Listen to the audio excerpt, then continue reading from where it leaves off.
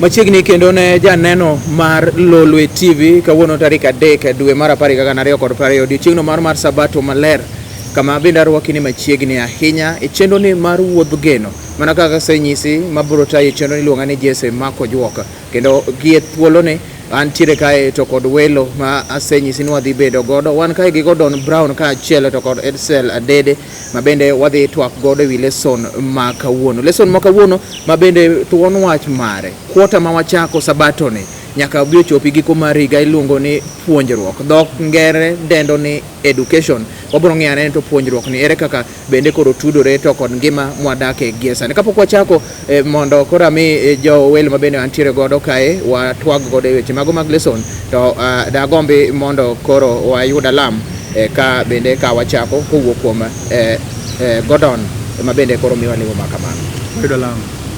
Jehova Nyasachwa iber kendo ing'uon babana isetimono madongo omiyo seche gi Nyasach loch e Sabato mari malerni wadwa nono ndiko mari kokalo kuom lesson mari jawar mar piny ngima in michiwo rieko mana kaka nichiwone jowa mokwongo ma en Adam kod Hawa e wakwayi ni bed japuonjwa mokwongo e yore waduto e timbe waduto e wuoye waduto Jehova mar piny ngima change jogo madwari odiechieng' ma kawuono Jehova mar piny ngima nikech kawuono ni ema ni change jogo manosebedo ka dwari manosebedo ka winjo rem timno maber Nyasachwa ka wachako chenro ni nyaka watieki ka jo winjo magwa bende miye winjo kendo migi nono matut Nyasachwa ndiko mari jawar mar piny ngima bede kodwa ne channel ni ne station mangima wagoni erokamano kuom chenro malong'o miseketoni bed kodwa nyaka wachaki kendo nyaka watieki nikech wasayo e nying Yesu Kristo ma jawarwa. Amen. Erokamano ahinya Gordon Brown. Ka bende pok wachako lesson mar dagombi mondo umos jogo ma bende neno Lolwe TV e Sabato bari maler mokwongo happy Sabato happy day Gordon machiegni ahinya ka achiel kod Adede ma bende wadhi ng'iyo godo weche wang'iyo anena lesson maro ma this quarter Gordon gi Adede puonjruok education wang'iyo anena go ni to ang'o tie puonjruok kata tie education en ang'o kod kako bedo jogo jondiko korelate gi muma kod ngima masani ka chako kodi kod Gordon wang'iyo anena mi wanena wiye ni to puonj man modo ng'iyo this quarter to maduong' ahinya to kod joma mwachako erokamano ja Kristo jawinjo kamoro ma intie puonjruok e lesson marwa mogik e higa mar 2020 en lesson mogik e kwota marwa mogik ne ma wayudo somo ma en puonjruok e kidieny ka kidieny wayudo ni japuonj mokwongo e ngimawa kaka ja Kristo en Jehova Nyasaye ngecho chiko wesa par wacho nang'o luoro Jehova en e chakruok mar rieko luoro Jehova Nyasaye en e chakruok mar rieko onge rieko moro amora ma ng'ato moro amora nyalo bedogo koko kwayo kuom ng'awa kuom Jehova Nyasaye omiyo rieko moro amora ma wan go wuok kuom ng'awa wuok kuom Jehova Nyasaye emomiyo jandiko e lesson ni ne wacho ni puonjruok mane nie puoth ang'owa e puodho mar Eden nyiso ni puonjruok ni te wadang' ng'e ne to puonjruok wachaka nena gi puonjruok mar ang'owa mar Eden puonjruok mar puodho mar Eden wayudo ni e puodho mar Eden ne Nyasaye nolose kober ahinya omiyo puodho mar Eden kaka wang'eyo jahera mar Nyasaye jawinjo nwa yudo ni puodho mar Eden noket Adam kod Hawa to wayudo ni japuonj mokwongo e puodho mar Eden ne en Nyasaye owuon omiyo wach wich kapok wasomo buk mar Ayubu 36 wes 22 king'iyo lesson mari no jawinjo iyudo ni nitie picha moko kanyo moketi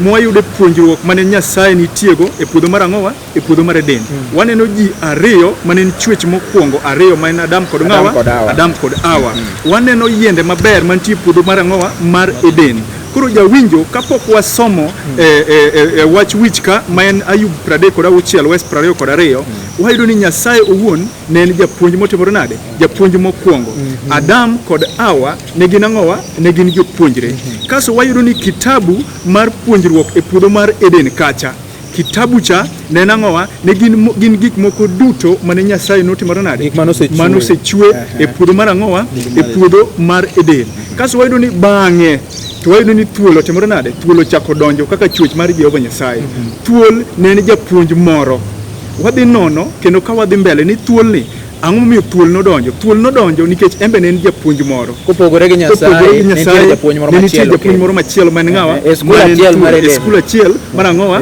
mar Eden. Omiyo jawinjo adwa ni jatich Nyasaye Edsel osomnwa buk mar Ayubu 36 wesne 22 en wes achiel kende mwadhi somo. Erokamano. Owacho ni ne Nyasaye otimo weche mabeyo gi tekone. Ere japuonj madirom kode. Onge japuonj madirom kod ng'awa kod Jehova Nyasaye.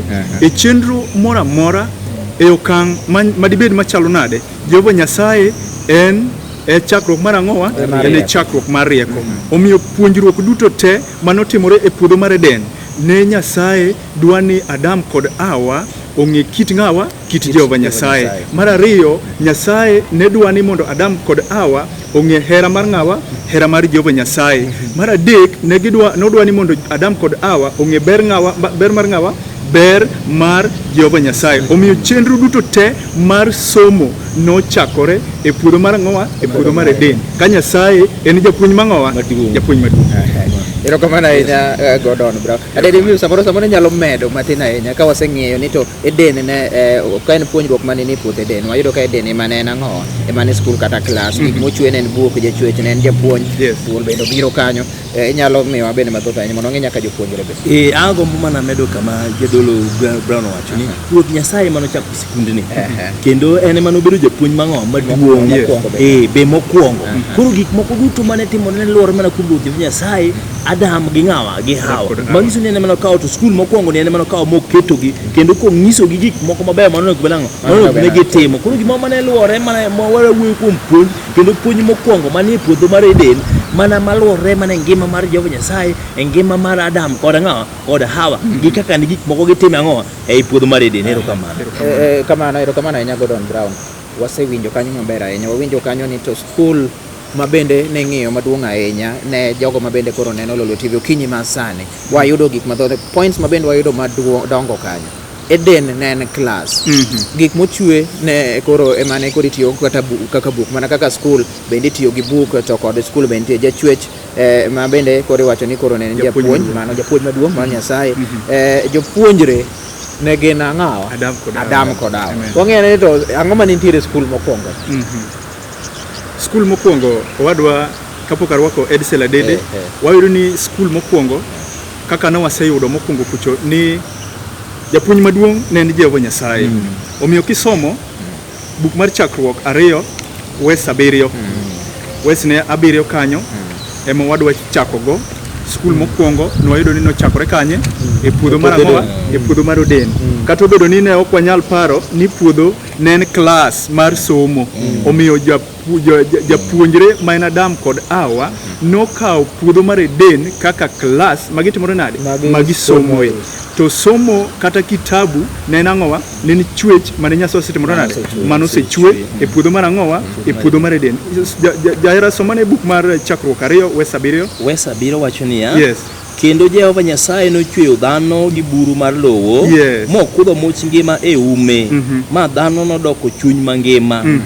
Kendo Jehova Nyasaye nopidho puodho yo wuok chieng' e Eden, kendo kanyo noketo dhano manosechweyo, kendo yien duto maber maneno, kendo ber mar chiemo, Jehova Nyasaye nomiyo gi dongo e lowo. Noketo bende yath ngima e chuny puodho kod yath makelo ng'eyo ber gi rach. 10 kendo aora nowuok e Eden komiyo puodho ng'ich, kendo koa kanyo mopogore kobedo wiye 4. Nying mane nokwongo ni Pishon en moluoro piny duto mar Havila, kama nitie dhahabu. Wawagi kanyo jatich ruoth. Koro skul mokwongo ka wayudo ni en puodho mar ang'owa, e puodho mar Eden. Mano kisomo chakruok 2 wes ne 15 kanyo mi nyanonro mar wach. Kowacho ni ok en gima yot mondo mi wapar, nikech wang'eyo mana ni piny mopong' kod richo kod tho, kata matimo gima tich ok timre nade ok dwa. Nyasaye nong'eyo chuny Adam kod gik mane obiro dwaro, eka mondo odok ang'owa, odok maber. Omiyo nomiyo Adam ting' mar loso puodho mondo obed maber. E dhok mar Dholich wacho ni nokete mondo till the land. Noloso puodho mar Eden mondo obed ang'owa obed maber. Omiyo Adam kod Hawa kane nitie puodho mar Eden ne gintie kama owinjore. Omiyo gik mane giloso ka ne chalo kaka kitabu ma ginyalo chimore nade ma ginyalo somo. Koro jawinjo gima wacho ni kama ne gintie cha e Dholuo iwacho ni Kirundu. Kirundu en kamoro matin minyalo til onyak kendo chiek.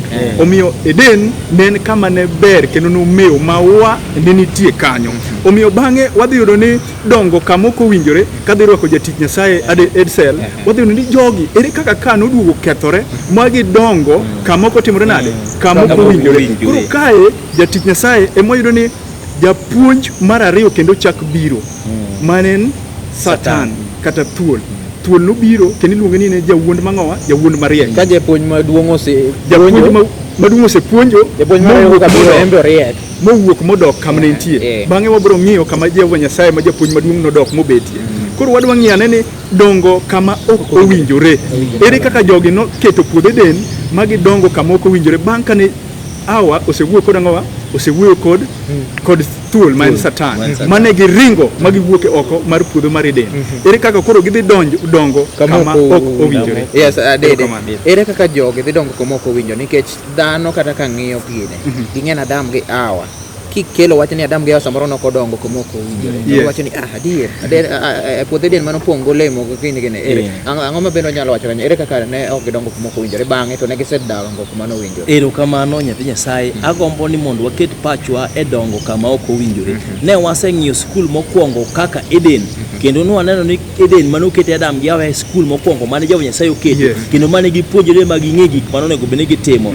Then Jehova Nyasaye nomiyo gi chik nikech wang'e ni every school ma ji some kata institution ma ji nitiere gi chikeke monego bed ni ng'ato luwo. Koro nomiyo Adam gi Hawa chike monego luw. Then omiyo gi olemo moro mane chuny puodho yien achiel mowacho ni yien ni to en yien mapogo ber ang'owa irach to kendo wacho chamo to kopo unu chame to unu timo ang'o to unu tho adieri unu tho. Koro ma noketi kama owinjore mondo gidonge. Then apoya nono kare japuonj mar ariyo ma jadolo kodo nowacha nodonjo mokawo Hawa motimo nade mowuondo. Then ka japuonj marach nosedonjo nokelo paro moro kini monyiso gi gimoro ni gini Jehova Nyasaye tamo wuoyo lakini kuchame tudhuri mariak matimo ang'o machal kode kendo gik modhi timo dhi chalo mana gik motimo modhi timo. Koro kanye kama ne giwinjo e puonj mariek ni then giwuok e dwaro mar ang'awa mar Jehova Nyasaye. Koro mondo ne gidong kama owinjore mondo bed ni gidong mar Jehova Nyasaye oketogie gidhi giyudo puonj machielo modonjo gi e toke kama chama ling modoloko pachgi momiyo gik moko mane oketnegi mondo gitim cha koro giweyo timo. Koro gidhi timo gik moko mopogore. Koro mano wan kaka nyithi Nyasaye seche moko gini kelo gimoro e pachwa ni seche moko kare wanyadongo kama ok owinjore inyalo ketwa kama ber ma Jehova Nyasaye dwaro mondo wadonge to wawe ber gi duong' mar Jehova Nyasaye manyiso ni duong' mar Jehova Nyasaye ne ni kuom Adam, duong' mar Jehova Nyasaye ni kuom Hawa to biny ni ne gidhi kuom japuonj machielo mano miyo gik mogolo pachgi kare teko mar Jehova Nyasaye nowuok kuomgi momiyo koro kama nowinjore mano onego bed ni gidongo cha ne gidhi giweyo gidhi giwuok oko mare. Koro ne gidongo kama ng'owa kama ok owinjore. Kamoro madwa ni mondo amed wach moro kama ne gidongo moko owinjore ni ne giyudo lokruok mapoya manyiso ni jawuond mariek ma en Satan kano obire kit ngimagi mo giwinjo kendo gikawo puonj mar jawuond mariek manyiso ni ne giyudo lokruok mapoya.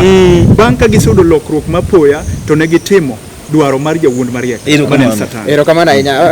Akwayo mondo wadhi anene yueyo matin nikech aneno ka wadhi maber ahinya kendo waseng'eyo ni to dongo kuma ok ne kare chalo nade. Wadhi yueyo matin bang'e kwaduogo adwa ni mondo koro wang'i anena ni to bang'e no koro chako yudo kendo gima nolal nitiere gima nolal ere kaka wadogo chako yudo mana bang' yueyo matin kende ka basto kwaduogo to wadhi nyime kae wantiere kae kendo wang'iyo wach lesson no wan kod Gordon Baraka achiel kod Edsel Adede ma bende wang'iyo godo kuon wachen education kata puonjruok ma bende wabiro ng'iyo matut ahinya. Machiegni ahinya kendo e kidieny mar ariyo mar lesson marwa ma bende wami e chenro ni mar wuodho geno sabato maler ni sabato mokwongo e quarter mogik mar higani. Arwaki ni machiegni ahinya e Lolwe TV. Chenro mar WUODH Geno matayo chenro iluongo ni Jesse Makojuok. Wan gi Edsel Adede kaachiel to kod Gordon Brown mabende wang'iyo godo lesson. Ne waweyo kanyo ka bende nwadhi donjo nene to winjo wach e yo makare kaachiel kod chako yudo kendo gimolal. Chalo anda Edsel Adede dhi kawe tik tiel machielo no mondo wang'i anene to ere kaka winjo wach e yo ma ok kare. Yes. Erokamano nyathi Nyasaye. Agombo ni mondo waket pachwa nikech wan e yo lesson ma wacho ni puonjruok kata education. Koro kare nitie kaka wanyalo winjo wach e yo ma ok kare. Ne jandiko temo kelo pachwa kuom Adam kod Hawa. Kata winjo wach ataro. Kata winjo wach ataro. Winjo wach yo mokare kata winjo wach ataro. Anyalo wacho ni wach moro kare na winje to kaka pimoni in kidhi chako pimo ng'ama chielo tipimo gima pogore ma ok pimo exact thing mane ng'acho timoni. Koro Adam ne nigi Hawa. To seche moko wache mano wacho ne Hawa no ko winje e yo makare. No ko kawe motegno nikech jandiko temo nyiso ni weche mane Nyasaye no wacho ne Adam no dhi wacho ne Hawa to no ko kete tegno moro ne ok ojiwogi. Koro bing ni ne ok ojiwogi Hawa no kawe ng'o mayom. Kare kwa kawo wach mayom to nyalo miyo koro gik moko timorenwa nikech ka wasomo matut agombo ni mondo brother Gordon osom na buk mar chakruok 3 question 2. Wacho gimoro kanyo. Chakruok 3 question 2 mano sama dhano donjo richo. Owacho ni dhako nodwoke niya, mano dhako koro wuoyo kod thuol. Nodwoke niya, wanyalo chamo olembi yien duto manie puodho. To mak mana olembi yath manie dier puodho ema ok wanyal timore nade ok wanyal chamo. Nyasaye nokwerowa ni kik wacham olembi yadhno kendo kik wamule nimar kwatimo kamano to wanatho. Seche mane Nyasaye nyiso Adam gigi no wacho ne Adam, then Adam onyiso Hawa. To Hawa kano dhi e tie olemo to noyudo jachien. Japuonj mar ariyo. Mane brother gadi mar ariyo. Japuonj wuonde kaka onyise gik mabeyo kuom olemo gi. Kare weche mane Adam onyise no kawo mang'o mayom ne ok okawo motegno. No miyo dhi mogo okang' modhi ocham ang'oa.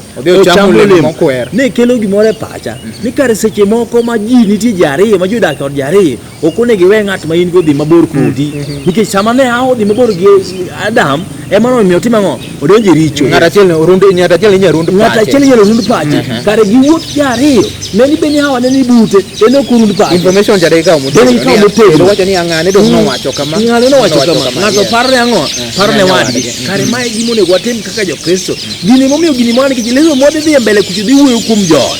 Manyiso ni kare gik mwatimogi onego watem ka wan kanyakla. Ben wago okang' ka wan kanyakla. Emomiyo winjo wach e yo makare. Kare wach ma Jehova Nyasaye owachonwa onego wakaw ma serious. Ben wawinjo e yo makare.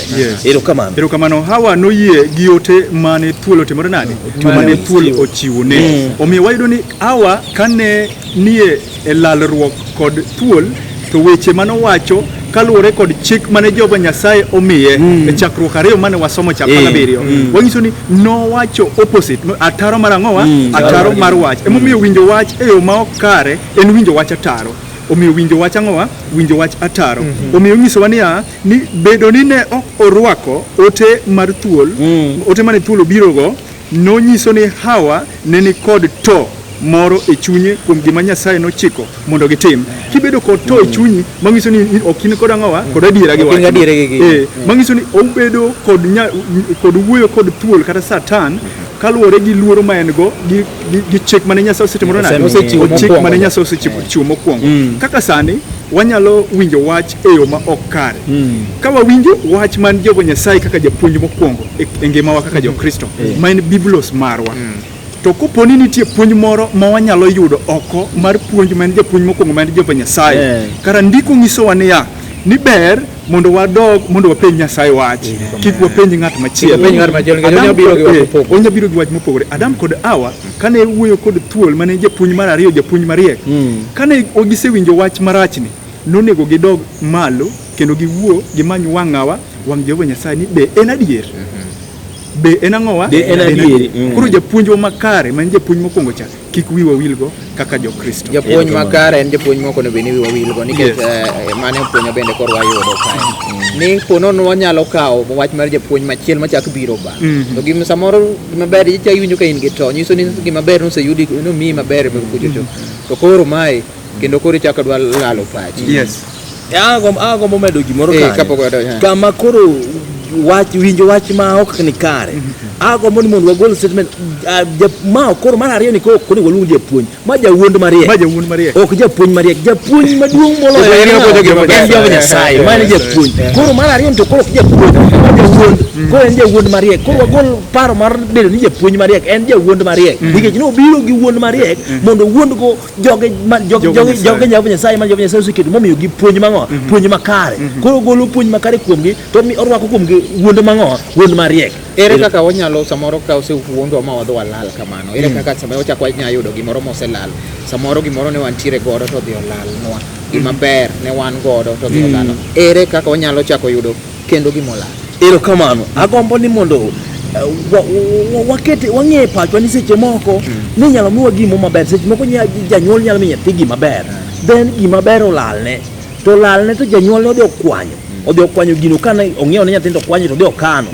Yo mane ma nyathi nyalo dok go ir janyuol mondo oyud gima ber cha en mane nyako dogo bolre mondo dogo kwang'o janyuol okwang'o ni ya gini ng'eyo na lakini natuo to notimo mola okachaka timo samo bolre mondo ir janyuol cha janyuol dhi golo gije to timo to mi koro yo monyalo chako idogo gima nolal kendo en nyako bolre walam Jehova Nyasaye wadogo wakwang'o no nikech ne wasebayo gik mabeyo mano miyowa ne waseweyo ma wadhi oko. Koro nyako dog ire wadok mana ire ka watimo ng'o wabolore to wasebolore mana kaka Peter wacho wabolore modok pinyire to dhi neno nwa gik ne kar wasewe richo wasefwenyo gik bon watimo maricho to dhi timo ng'o kendo lokruok chal ka gima timbe to chako doko timo no ji kanyo wuoyo kuom chenro mar warruok mar dhano ema Petro mar ariyo be wuoye. Kisomo Petro mar ariyo 1:3 wacho ni teko mar Nyasaye osemiyowa gik moko duto mamiyo wabedo mangima kwa luoro Nyasaye. Ngimano wanwang'o kuom ng'eyo jal mane oluongowa mondo wayud pok kuom duong'ne kod berne. Omiyo ka chako yudo teko kendo kuom gik manoselal. Jehova Nyasaye kane Adam kod Hawa oseketho chik manosemiye mowinjo wach mar jawuond mang'owa jawuond mariek ma en Satan. Ne pod en gi chenro maber mar joka dhano mane ma wayudo chenro mar warruok. Omiyo wach maber en nikech Yesu kaachiel kod chenro mar warruok mano miwa. Mano kwasomo buk mar Petro mar ariyo 1:3 nyaka 11 maluwo ni kokalo kuom Yesu osemiyowa gik moko duto ma wanyalo yudo. Omiyo bang' ka waseketho to nego wang'iyo mana ng'awa wang'iyo mana Jehova Nyasaye kaka japuonjo maduong'. Kanyo wabiro yudo gigo manoselalnwa. Omiyo kata osebedo ni gi richo machalo nade, kata osebedo ni ji osechai machalo nade, kata osebedo ni nyath machalo nade, kata osebedo ni pok ibedo kilemo motegno machalo nade, wadoguru ir ng'awa Jehova Nyasaye. En japuonj maduong'. Dhano to ok nyal puonjo. Dhano nyalo bedo ni samoro jawuond mariek to Jehova Nyasaye en japuonj monego wadog. Adede gini kelo gimoro nikech japuonj gin wang'eyo ni gin jotelo. Japuonj ng'ama jatend gi bet piny kende nyanyake mondo winya nene gima gimopuonj. To chopo samoro gimopuonj ne ok iwinji nang'o nikech achaya. Wang'eyo ni to jogo mo ochayo loch. The despisers of authority. Kisumu mochayo loch. Kisumu kete mamita ahinya. Jogo kare nitiere jogo mochayo loch. Gima jandiko ne temo kele pachwa kaka nyithind Nyasaye ni kare seche moko wanyalo bedo ei puonj mar Kristo to wanyalo bedo gi ng'ai. Wanyalo bedo ni wan gi ng'ai, wanyalo bedo ni sunga moro nyalo miyo wating'ore malo, nyiso ni nyiso ni wan wang'eyo. Nikech kata e klas nitiere nyithindo moko ma owacho ni ong'eyo molo japuonj. Koro seche moko japuonj puonjo to neno maka japuonj onge gima timo. Gino komaki be ok oket pache gino nikech ong'e ni en to timo ong'eyo. Mano be kaka timore kit ngima. Nitiere jok moko mosebiro kaka jonabi mag jo-Miriam. Gin neno ni gin gi teko gi giwe. Emi aparo wach moro. Nyasaye oriemba Adam kod Hawa e klas. King'eyo ni iriek kabisa to giming'eyo onge, ichayo chik mar japuonj. Japuonj biro goli oko e klas mare. Japuonj kodonjo e klas samipuonjo kata mathematics to donjo e klas to yudo kata ka itimo ataro mar gimonego time e klas tigoli oko mar ang'owa oko mar klas. Jehova Nyasaye nogolo Adam kod Hawa oko mar ang'owa klas no yudo nang'o? Klas no yudo nene puodho mar Eden. koro dhi mbele koro Nyasaye. gima jadolo godo chokil ya bang' nogol Adam gi awe puodho mar kade seche moko wan bende ko bedo gi jogo mochayo loch inyalo golwa oko mar dwaro mar Jehova Nyasaye. Wanya dhi oko, Adam gi Hawa nodhi oko mar dwaro Jehova Nyasaye moriem gi oko, then gidhi gifwenyo ni gisedhi oko, then giduogo ir ang'o, ir Jehova Nyasaye. Kar seche moko ka wasebedo gi ng'ai to wabedo jogo mochayo loch kata loch mar pinyni karo nyiswa kata mana ni e loch ndiko nyiswa e buk mar ang'o, buk mar Jo-Hibrania mpaka de kwesa bedo ni nyaka waluor ang'o loch mar pinyni nikech loch ni Jehova Nyasaye motimo ang'o oyiere jogo motendi maritu nikech Jehova Nyasaye motimo gi nade emoyiero gi. Koro kare jok ma Jehova Nyasaye oyiero nyaka mi bit no tin machalo nade bi en ng'at moma okwane ni nigi nenge kit ngimawa to ami mnulu to bed ni en ng'at mang'ongo marom nade to wan wachaye wainge gi somo wainge gi rieko wainge gi piny wainge gi mwandu watimo waluore mondo kik wachalo miyowa kaka puonj no en gima biro konyo bedo gi nengo nikech en puonj momiyowa moa kuom ng'awa kuom Jehova Nyasaye. Kamano en ka sa bende dhi kata kamano kidwa somo bukno donge adwa ni some mondo watiek godo mondo asomo weche mapio Jo-Hibrania kama jatich Nyasaye wuoyeno Jo-Hibrania 13:7 ni paruru jotendu mane owachonu wach Nyasaye, paruru jotendu mane owachonu ng'awa wach Nyasaye, paruru kaka ngimagi ne chalo kod tich mane gitiyo mondo un bende ubed gi yie machal gi yie mane gin go. Yesu Kristo ok lokre to en achiel nyoro tinende kendo nyaka chieng. Kamano ahinya adwa ni kaka watieke nono en matinende nyaka ng'o nyaka chieng watieko kanyo gi jogo mochayo loch nicho ni authority bende nyaka wami luoro bed ng'ama yewo gi ik kata yewo gi somo lakini oseyiere nyaka meglo one word kitieko dede bende tieko bas walemo jara agwero kamano jawinjo kamoro mo intie wach maduong' ma wawuoye ni Jehova Nyasaye en kar chakruok mar ang'owa mar rieko. Omiyo puonj mwapuonjore kawuono en ni waduto te wang'e ni rieko duto te wuok kuom ng'awa kuom Jehova Nyasaye. Omiyo chenro duto te ma watimo wang'e ni kapok watimo to wang'e ni Jehova Nyasaye nosetimo chon kendo en mobiro tieko tich mora mana kaka notimo chenro. Erokamano. Agombo wacho ni wach modonjo na kendo mawinjo koting'o amalo e lesson mos puonjore kawuono en niya ni kare wanya dongo kama ok owinjore. Seche moko nyithindo wanya donjo kama ok owinjore, seche moko wete wanya dongo kama ok owinjore, seche moko jonyuolwa kare nya dongo kama ok owinjore nimar ne Jehova Nyasaye noseketwa kama ber ma waseng'e gima ber. Kare kwa we gima ber ni mwadhi oko to wadongo kama otimo kama ok owinjore. Koro wasiem wetewa, wasiem nyithindowa, wasiem nyakusiepewa mwang'iyogo ming'e ni dongo kama ok otimo kama ok owinjore mondo duog kama ng'o kama owinjore. Erokamano ahinya janeno mar Lolo TV ma iluongo ni WUODH GENO kendo wami geno gi yore mopogore opogore wawinjo weche mago mag puonj ma bende koro wang'e ahinya. Muma moro ahero ahinya Jakobo 4:17 wacho ni ka ng'ato ong'e gima ber monego tim to kotimo to doko jaricho. Mano mulo ka wacho ahinya to kod luorruok Nyasaye chakruok mar rieko wang'e anena mago ka watieko bende lesson mar okinyi ma sani agombo mondo adede mondo koro watiek kod alama. Erokamano walem iber kendo ng'won gi lala osiepwa wakwayi ka wachako isebedo kodwa e sabato maler idung mandalo isemiyowa mijing'o kendo miyowa teko mari mondo wadhi gi program machop kama gikene. Idung mandalo ritna nyithindi kimako gi kamoro amora ma ginenowa kamoro amora ma gibete piny e sabato mari maler ni mondo giwinje weche moa kuomi.